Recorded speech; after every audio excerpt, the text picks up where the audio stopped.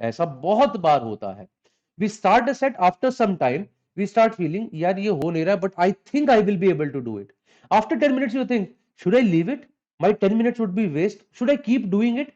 Possibly I might waste another 10 minutes. What should I do?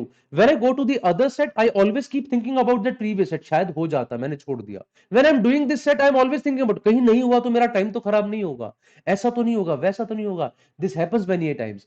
So many a times we get lost in the set. But sometimes it is genuinely lengthy, as right? Or sometimes it is not that lengthy, but we are missing the shorter route. In that case, we should have checked options, but we are not doing it. But I would suggest one thing.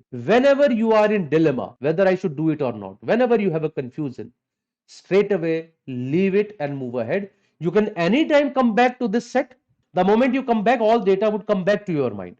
Within 2-3 minutes, you will be able to realize all the things once again. But yes, that dilemma would not let you do anything.